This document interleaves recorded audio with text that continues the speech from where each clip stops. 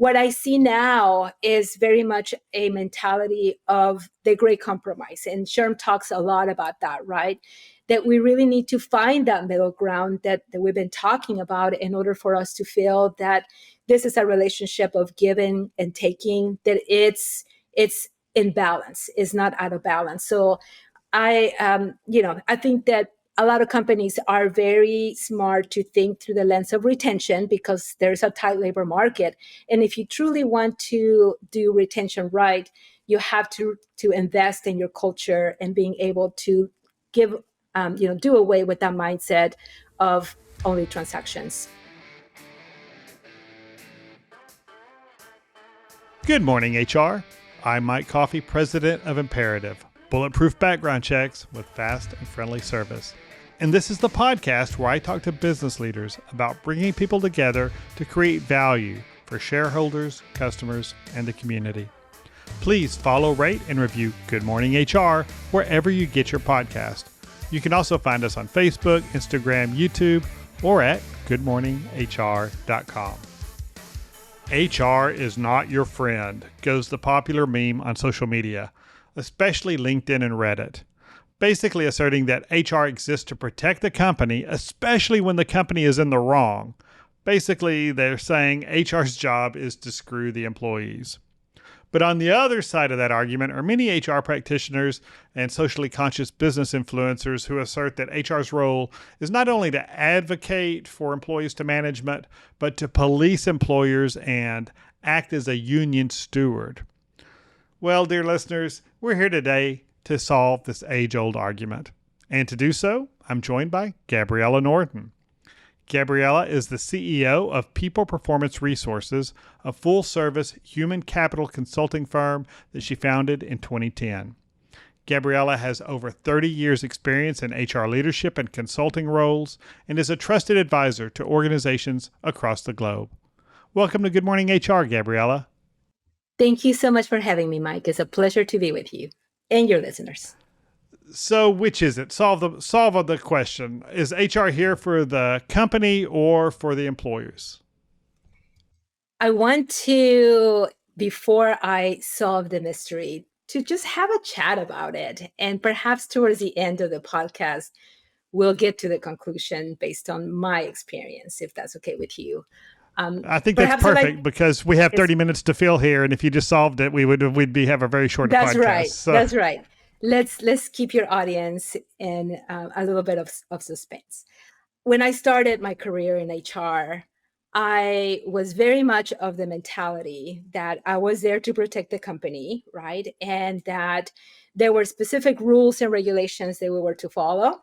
And that based on those regulations, I was to keep everyone basically in check.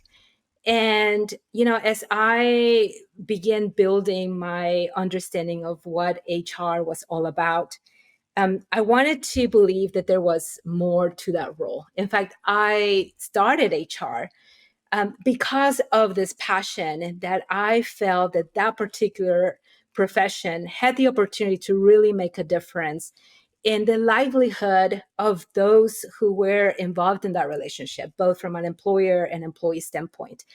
I, had experienced a plethora of different ways in which HR became, a resource that I wanted to rely upon, right? So whether I had questions about my benefits or whether I was not necessarily getting along with a coworker, I really wanted that department to be, a guide, if you will. And so when my directive was more towards, this is very company driven, I, of course, wanted to gain my own experience, right? And so I began doing quite a bit of research. I not only was I speaking with other HR professionals, but I was also trying things out, right? I was making sure that those policies were in check, making sure that we were compliant, making sure that, what the expectations of the organization for the employees were, of course, were being followed. But I have a very inquisitive mind, and I wanted to just gain the perspective of the team, right? And so I have to tell you that every time I walked into the break room during those years, everyone will walk out. Every single person will literally pick up their lunch and leave. And I just thought, that's just not the kind of HR I want to be, right? And so part of my research and sort of this, I don't know, I guess exploring the possibilities of what the department could bring to the table when it came to the employees, I began just building relationships, asking questions. But I was always cognizant of the fact that there is this middle ground, right? This fine line that if I went too friendly, then I will lose my objectivity. If I was not, relationship building enough, then of course I was not gaining the consensus that I wanted to gain from the employees. So, from early on, I just knew that there was a magic middle ground, right? And through the years, I think that I continued to gain further and further evidence and experience on how to bridge the gap. So I hope that that's a good opening statement as we dive deeper into the nuances of HR. That's really good. I think a lot of HR professionals struggle with walking that line between being friends and having coworkers who aren't in HR who you actually enjoy being with and maybe even have lunch with and those kinds of things, especially when they're not in management, and just being the police and just saying, we can't have anything to do with you. I'm in HR. I can't have friends at work. I see that on a lot of the HR conversation forums about HR can never have friends in the organization. Mm-hmm. And quite honestly, I've always felt like when I see that, this is a person who doesn't have the self-confidence to be objective when they have to. This is somebody who says, and who says, I can't, when I'm faced with a business challenge, I can't trust myself to be impartial. Yes. Yes. And so, I think that's a mistake. And if you can't do that, you probably shouldn't be in leadership at all. Right. I mean, if you can't demonstrate empathy, if you can't build relationships, you should probably be turning a screwdriver someplace or something where you don't have to manage other people. Yes, you're spot on. I think that this sense of finding that middle ground is something that develops over time, and it's certainly something that it's both an art and a science. The whole profession of HR, to me, it is, right. And I'm honest to say that I didn't get it right sometimes, right? That I might have tried to go a little too far into the becoming friends because it's sort of human nature.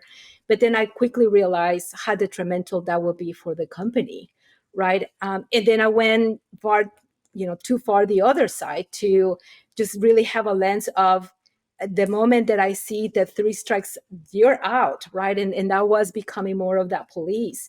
So it is something that develops over time. But I also will say that my approach to human resources has definitely been to provide a sense of caring, empathy, opportunity, right? I coach and I advise our clients to be over generous with the opportunity, because at the end of the day, if we have to make a very tough decision to either discipline someone or to let someone go, I want to make sure that we've done it in a way that develops and that really delivers respect and dignity and opportunity for that person to really have that aha moment to say, you know what, here's what I'm doing, here's what the expectation, and here's all the empowerment that I'm given in order for me to get to that point. And if I don't get to that point, it's simply because I was not able to meet those expectations. And I want to empower them. I want to, reward them. But I also believe that it is so key to be transparent and honest with feedback. To me, feedback is not only, a gift, but it's really I guess a sign of kindness, right? I'd rather know if I'm walking around with something in my face, then and have the opportunity to do something about it, then no one telling me. And then at the end of the day, I go home and I realize, oh my gosh, I had all this. So to me, it's sort of an analogy of saying, hey, there's some gaps that we can honestly talk about when it comes to employee performance, and give every person the opportunity and the visibility that they need to do something about it. And I have to tell you, Mike, time and time again, I see people who have that new information, and they really turn things around. Not every time, but I would say that the majority of time, people want to show up and do a good job, right? So why Right. not give them that chance? Yeah, and in my corporate world and having owned my company for the last 25 years, there have been plenty of cases where I really cared about this employee, but for whatever reason, we had to have that really frank discussion Yes. about their performance and where they're going. And my goal has always been that if it comes down to a termination or even a corrective action, that employee is never going to be in a position where they can say, I didn't get every opportunity to Yes. be successful. And Yes. and I found that, like you say, most of the time, it's if somebody's got the basic competencies for the job or to learn the job, and they want to do the job well, they're going to be successful. The company can take that investment that they've made in this person, build on it, and may help them be successful. I think too often some managers want to just pull the plug regardless of what cost, and they just see it all as sunk cost. Well, we spent our time, we invested in this person, it didn't work, so we're going to get rid of them. Versus saying, okay, if we give this extra 10% here and give some grace and some effort and sweat and on our part to help this person, we're going to do good for both that person, but also we're going to have a return on investment for the company. So it takes us back to our question is, who is HR really about? And my argument is that the company has a mission to execute, or the organization has. So it's a nonprofit, it's got a mission. The company has a mission, whatever, if it's a for-profit, it's got a profit-driven basis, but also things that it wants to bring into the world. And, as much as we can be frustrated in HR sometimes by frontline managers and others who don't quite get it, the best we can do in many cases, especially in large organizations, the best HR can really do is be that coach and mentor to those frontline managers, those supervisors, make sure they have the skills to make those employees successful. Yes, so true. And, there are so many great ways and best practices in which HR can set up that outcome for success, right? So even starting at the beginning, right? What does the onboarding process look like? What does the welcoming of an employee look like? I am of the opinion that in the first 2 days, and sometimes even longer, let's not worry about making sure that the email is set up and that they understand, how to use their computer. They're going to utilize that and then some, right? It's really about understanding all of the cultural nuances, understanding the role. We like to develop and present what I call a 90 days welcoming expectations plan, where it's really spelled out what's going to happen in the 30, 60, 90 days from a technical skill as well as from a competency leadership skill. What is expected from this individual, and then stop every 30, 60, 90 days to assess. These are the things that are going great. These are the things that we still need to tweak and adjust. And I have to tell you, that has been so successful. When we get to 90 days, neither party is saying, you never told me about that. I didn't know that I was supposed to be doing these things. And now now I feel like I'm in trouble for not doing that. There's a sense of transparency on the expectations. And further than that, that sets the tone for that ongoing coaching opportunity and conversations that should be taking place, with managers and supervisors. And the role of HR is to ensure that those conversations are taking place.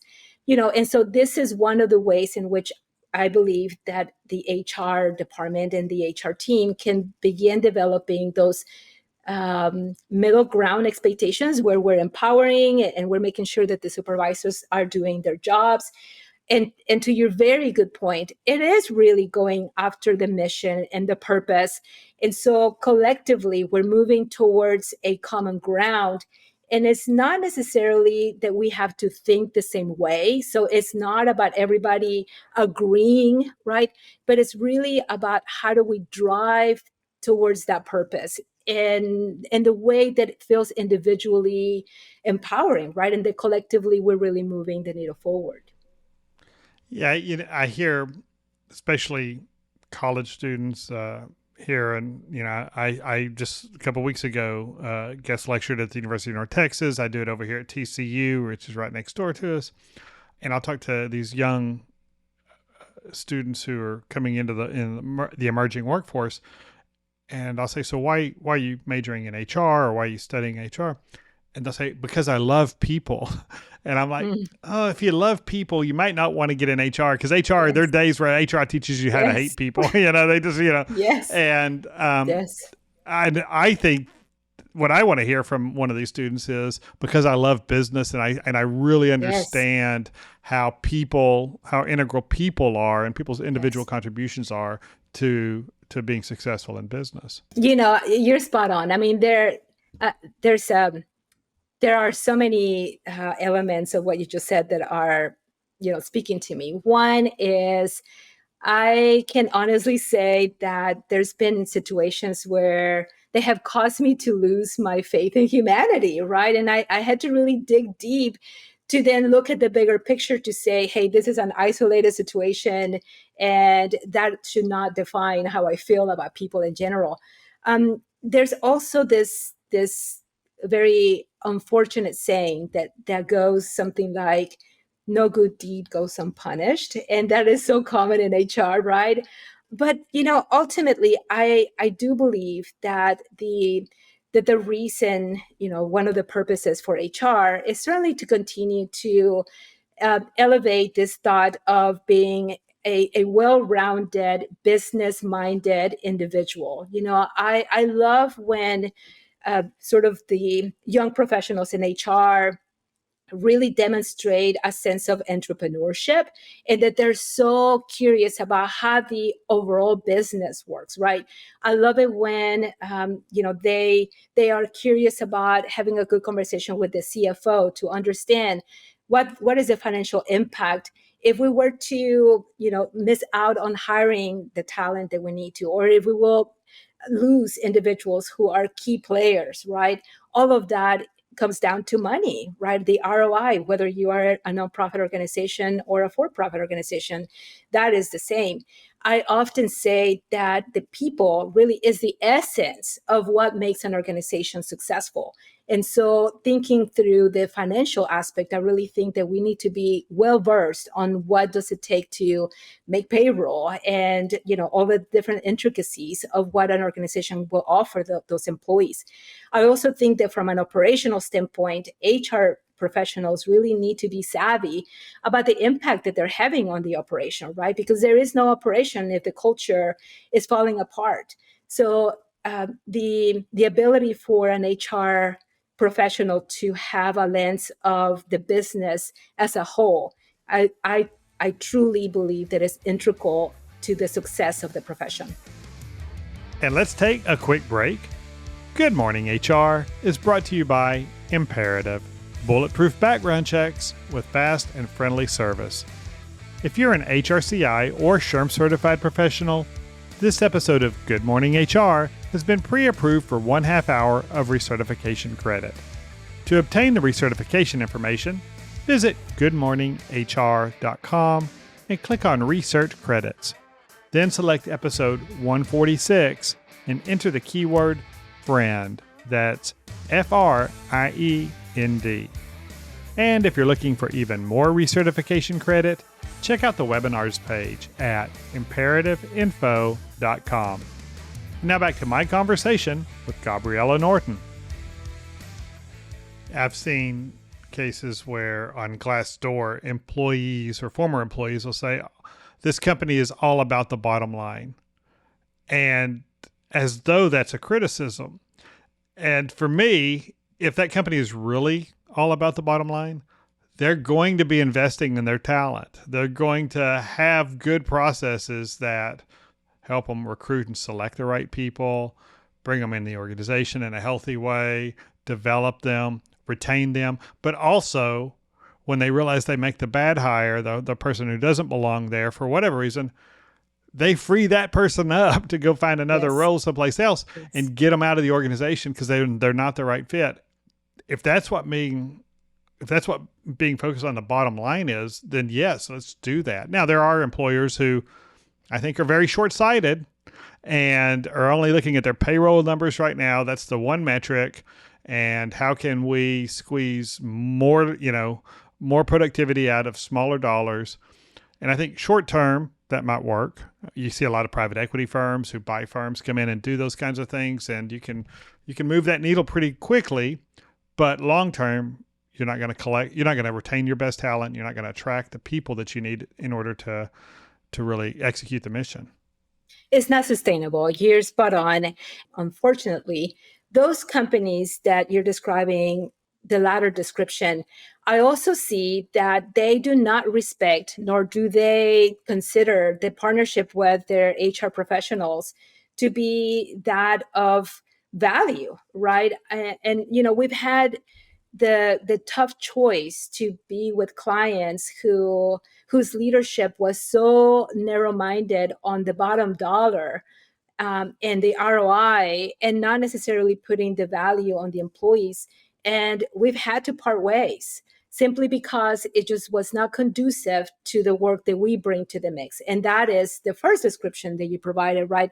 Employers who, of course, want to be mindful about the bottom line, but they also do that by investing, right? And by thinking about what is in it for our employees, not just what's in it for ourselves.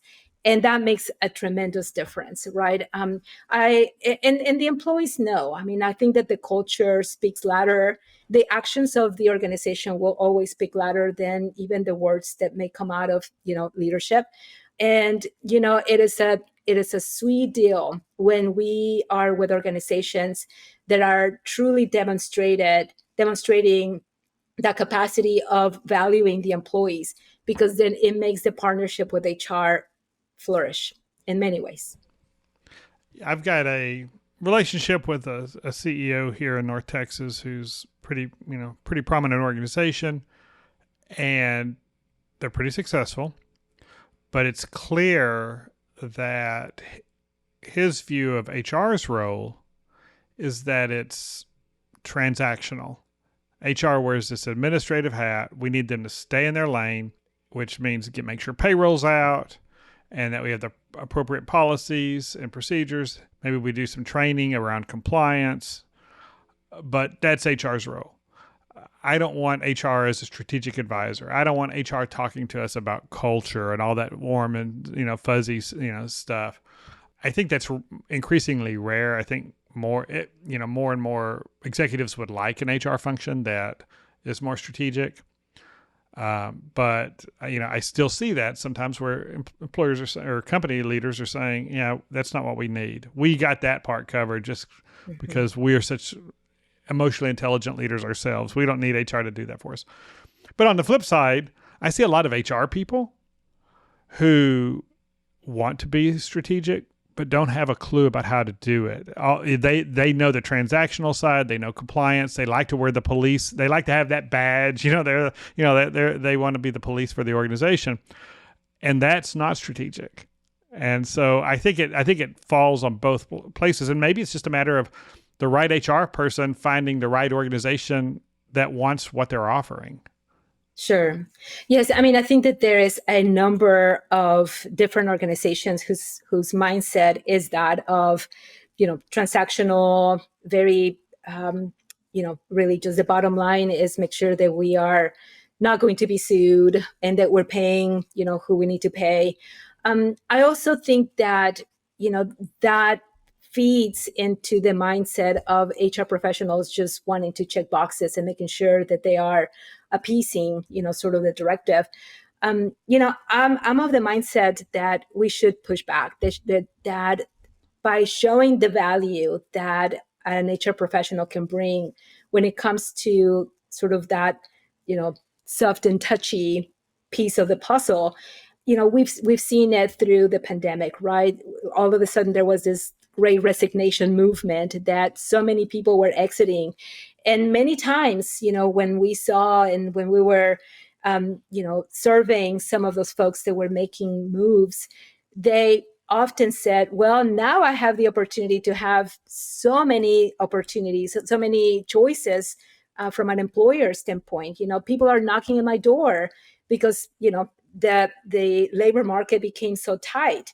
And many times they will say, I don't want to be a part of an organization whose culture is just show up, do your job, pick up your paycheck. And that's really what they're caring, what they're most caring about. And then we saw the movement towards, to me, the Great Resignation was certainly a result of the pandemic and many other ways in which our world changed. But, I sometimes call it the great, I don't know, I guess the great change, the great time for change, right? That we all had some sort of change in mindset, certainly a change in the way in which we conducted business. What I see now is very much a mentality of the great compromise. And Sherm talks a lot about that, right? That we really need to find that middle ground that we've been talking about in order for us to feel that this is a relationship of giving and taking, that it's in balance, is not out of balance. So I think that a lot of companies are very smart to think through the lens of retention because there's a tight labor market. And if you truly want to do retention right, you have to invest in your culture and being able to give, do away with that mindset of only transactions. Yeah, and we have to constantly, I think, remind ourselves and leadership that the reason we want an amazing culture is because we want to keep the people and we want to attract the people, and that's got a dollar value. And so if we look just short term, if we look at this quarter's results, culture isn't going to show up as as a bottom line number, but it's going to be reflected over quarter after quarter after quarter, over year over year over year, with retention numbers and productivity and employer brand. So we're attracting the right people. And having great managers is a giant part of that. Mm-hmm. So HR does wear, we've got that administrative hat. It's going to be HR's job to make sure that people get paid. Doesn't mean we have to do it in-house and, but we're gonna have to make sure that we're compliant with all the laws, that our managers understand what the laws are. And, HR's job, and I've told plenty of our consulting clients, all I can do is tell you what I understand the law is, and here's what I think the best practice is. I'm just your risk advisor here. You're going to have to make the decision, right? And I think even internally in HR, sometimes you have to tell your leadership or your supervisors, this is what the rules are. This is what the law is. This is what our company policy is. I can't hold a gun to your head and make you do it. And if your leadership's not going to hold you accountable as HR, I usually don't have that ability to make those changes, right? Mm-hmm. It's going to be, it's got to affect leadership and it's between that leader and that manager. But the best we can do is be a really good risk advisor and understand this is how the company makes money. And the more I can do to create systems that let the company make money or execute our mission, whatever it is, and do that through people. I mean, this is the podcast where I talk to business leaders about bringing people together to create value for shareholders, customers, and the community. And I think we can take care of all those stakeholders if we have HR leaders who think bigger than yes or no on questions that are presented to them. Yes, so true. And I really think that when it comes to compliance, in my world as an HR consultant, I really personally have two goals when we begin working with an organization. The first one is that I'm going to become the kind of HR that people are not going to run away from. And the second one is that we're going to be trusted advisors so that we can empower them with complex people issues, right? We are going to bring them the information. We're going to go and do the legwork so that when we come to them, they can really concentrate on the areas that they should be concentrating, and we can bring them the expertise so that they can make great decisions when it comes to these, very sensitive compliance areas. But to your point, we often see that they have the information, and at times they still want to go in a path that we know is going to be risky. So, we talk about, this particular area is a little bit higher risk than this other, area. And at the end of the day, I think that a good HR partner, uh, of course, should always be there to empower, to educate, to also redirect, because more than likely, if that decision maker is making the decision to go in a way that is going to bring liability, more than likely they're going to also be responsible for making sure that that liability is minimized, to the best of their abilities, right? But more importantly, perhaps to then develop a systematic approach that moving forward, that particular approach will be different, right? That their voice can be elevated, and I hope that the decision makers also have the mindset to say, you're right, HR warned us that this may be the case, so maybe the next time I will have more trust, right, in my HR team. Ultimately, to find that middle ground, to be able to run the business with as little liability as possible while empowering everyone around. Yeah. And so we're right up on our half hour here. So let me ask you, describe for me who wins this argument. Is it HR? Is HR here to serve the company, or is HR here to serve the employees? How do you balance that? I wholeheartedly believe that the HR position needs to be that is both, that the answer is yes for both. It is not an and or, it's an and. I'm sorry, it's not a decision of do I, defend the employees or the company. It's a position of I'm here to empower and defend both the employees and the company. And it has to be a balanced approach, a healthy approach, an educated approach on how to go about that.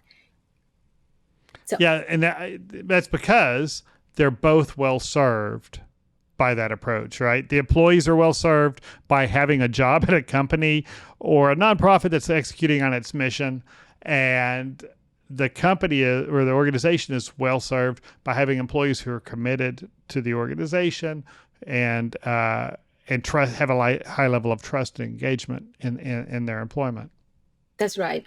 It's like any other relationship. It is about a give and take. And I can, say from even personal experience that whenever I'm in a relationship where there is too much taking, I grow disgruntled, right? And so I made the decision to be in balanced relationships where the giving and the receiving, it feels that it's 100% and 100%, right? It's not out of balance. So it's very much the same thing here. And us as HR professionals, we have the responsibility and certainly the privilege to make influencing decisions in a way that feels that balance is not compromised. That's perfect. What a great way to end. That's all the time we have. Thank you for joining me, Gabriela. What a pleasure to be with you, Mike. Thank you so much for inviting me. Thank you, thank you, thank you. And thank you for listening. You can comment on this episode or search our previous episodes at goodmorninghr.com or on Facebook, Instagram, or YouTube. And don't forget to follow us wherever you get your podcast. Rob Upchurch is our technical producer, and you can reach him at robmakespods.com. And thank you to Imperatives Marketing Coordinator, Marianne Hernandez, who keeps the trains running on time. And I'm Mike Coffey. As always, please don't hesitate to reach out if I can be of service to you personally or professionally. I'll see you next week, and until then, be well, do good, and keep your chin up.